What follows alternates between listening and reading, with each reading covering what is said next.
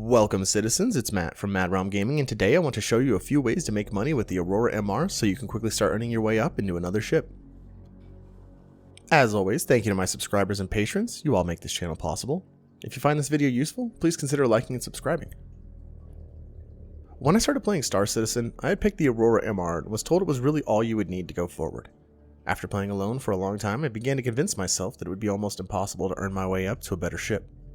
This is not the case, and I'm here to show you how you can earn your first million UEC. If you're new and haven't bought the game yet, use my referral code for an extra 5,000 UEC when you do so you can get a jump start on the grind. Starting with the easiest missions can be a tempting path, but deliveries and most maintenance missions are not a worthwhile way to make space bucks. That being said, there are some missions that can make some good UEC without being focused on fighting. Investigations can get you a small amount pretty quickly, but they can be hard to grind consistently as they don't pop up all the time. If you need to pick up a new component or weapon or you're still learning the ropes, these can be pretty good for that. You'll want to focus on those giving you a single box to collect, bodies to identify, or a flight recorder to recover.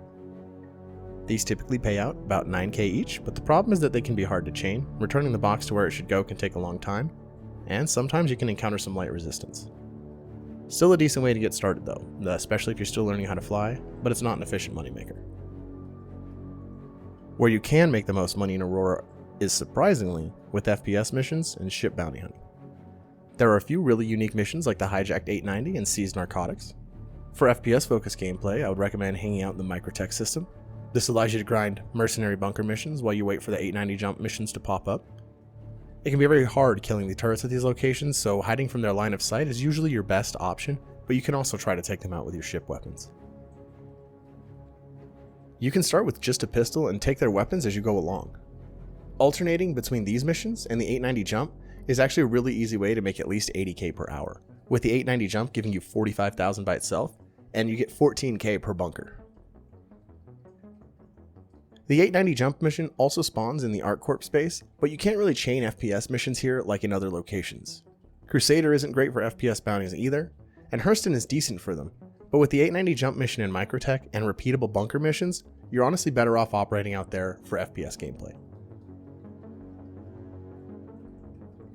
If you want to go the bounty hunting path, you're better off hopping over to Hurston space. This area spawns bounties of all ranges, bunker missions, and some of the higher paying investigation and search missions for your downtime.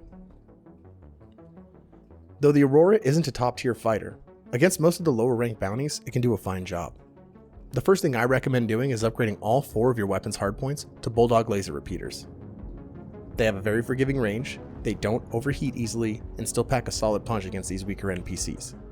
Attritions have a very short range, I don't recommend new players start with them. The stock size 1 missiles are fine, and as you get more adjusted to the combat system, you'll be able to better determine if you want 1 size 2 missile for a harder hit or 2 size 1 missiles for the flexibility.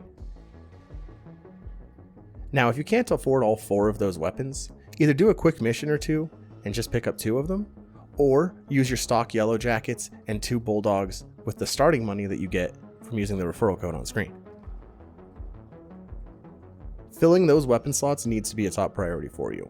If you're not running around with 4 weapons hardpoints coming off the front of your Aurora, these missions are going to be very difficult, and it should always cost you less than 10,000 UEC in order to get both of those weapons.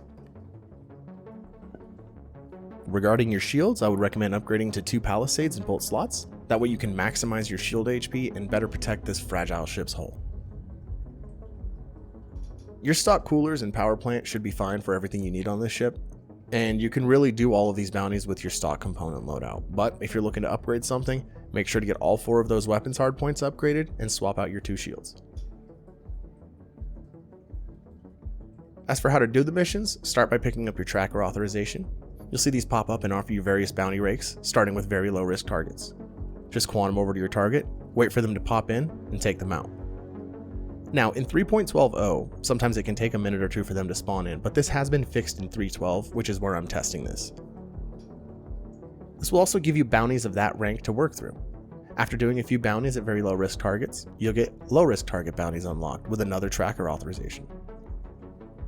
Now surprisingly, the Aurora actually does a great job on very low risk and low risk targets, and some of these will have backup there to help the main target. If you pick up Call to Arms and take these out after you claim the main bounty, You will get paid for each target based on their crime stat.